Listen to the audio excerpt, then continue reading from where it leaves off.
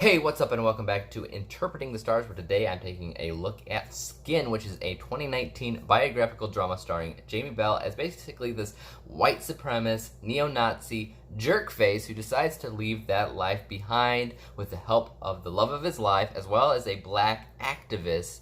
It turns out, though, that finding a blank slate was a lot harder than he intended it to be. So the first thing that interested me into seeing this movie was, of course, Jamie Bell, who is consistently a fantastic actor. However, you don't ever notice that because most of his roles are minor, they're secondary, the importance to the roles are barely anything in the movie as a whole. But whenever he gets to shine as a main character, as a lead, you get to see what kind of skills he actually has, what kind of strengths he actually has when it comes down to acting. I believe that he has the ability to do things that a lot of actors actually struggle with. One of those things is really show layers upon layers of hidden depth, of emotion, of confliction behind his eyes. He might be doing something, saying something, acting one way that might say to somebody else that he's just this punk.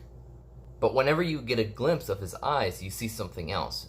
It tells a completely different story. And as the movie progresses the way that it does, which is a slow-burning, tense film, he starts to build up these emotions in his head, and then you start to see them pour out. Because he's not only an actor that has hidden depth, hidden emotion, he's also an actor that can physically do any kind of role.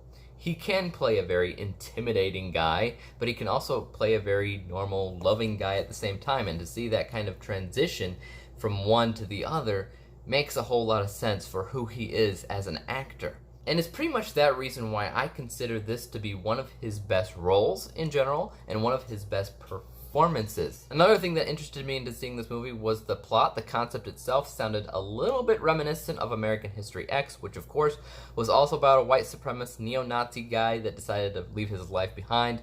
The difference there, of course, there are differences. That's fiction, this is real life, and I actually did my homework and found out that the true life story of this was very, very close to what Skin portrayed.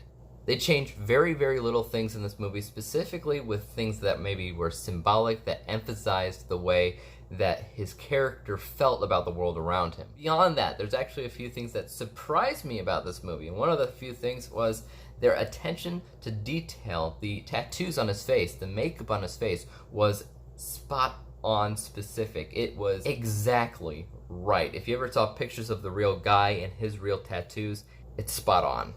Did they really need to do that? Probably not really, but the fact that they did really helped sell the idea of what they were going for. Another thing that really impressed me about this movie was that it was biographical, it was a true story, and a lot of the times I don't love them. Once in a blue moon, there are some that I really adore, but not always. Specifically because the way that they are paced is different than how I imagine a movie should be paced, because a movie is a movie. They should have a moment happen in the beginning of the movie, the character makes a decision on what they're gonna do for the rest of the film, and they do it. That's not what happens in real life, though.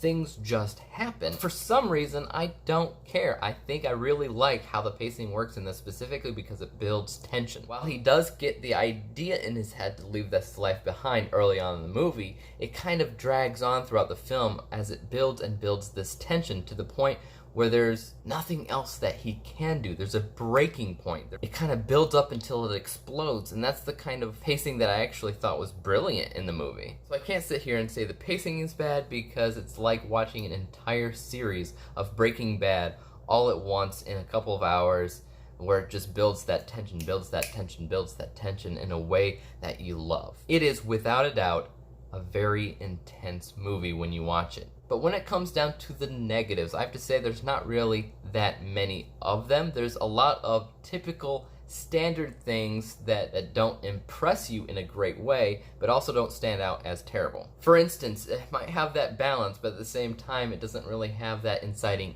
incident. It's just a slow progression. Or with the people category, because there's neo-Nazis, they all kind of blend in as a group that all believe the same thing. They don't feel like the members of the group have individual importance into what's going on in the movie. They just don't. Some of them kind of do, but a majority of these people just feel like one big ball of a group, a collective group that don't have importance. Also, I didn't feel the romantic chemistry as much as I probably should have felt between the main character Brian and his girlfriend. I definitely feel like they have great professional chemistry. I feel like they're very comfortable working with one another. However, I don't feel like they're in love. This is one of the problems I've been having throughout the year. I've been kept on seeing these movies that's supposed to have romance, and I don't really feel like they are in love. It's happened at least a couple times before this, and it's starting to annoy me. Apart from that, he definitely has great chemistry with other people. He has great chemistry with every kid in the movie. He has great chemistry with some dogs. He has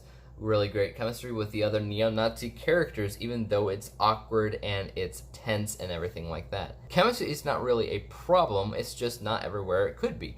That's exactly what I'm talking about. Anywhere that this movie goes bad is because it doesn't go everywhere that it can go. But I would say, more often than not, it does impress you in every other area. As a Jamie Bell movie, it is fantastic, specifically for the way that he portrays this character. As a true story, it is detail-oriented, spot on. As a drama, it is very dramatic, it is very emotionally compelling.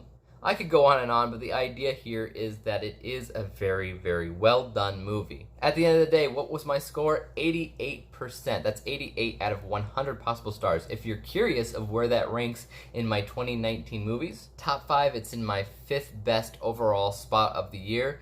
If you're talking about genre specific, it is my best biographical film of the year, as well as my best pure drama of the year. What's a pure drama? A pure drama is a movie specifically made to be a drama, and it's nothing else. For instance, there's a lot of drama in Avengers Endgame. However, it's not a pure drama because it has a lot of action, there's humorous elements to it, there's science fiction, there's things like that. But this is a pure drama, where its main intent was to be a drama and nothing else. It's biggest focus. If you have not seen it, go check it out. If you have seen it, let me know what you thought of it in the comments down below. As for YouTube, make sure that you hit subscribe, like it, and hit the bell to be notified when I come out with my next review. And until then, peace out.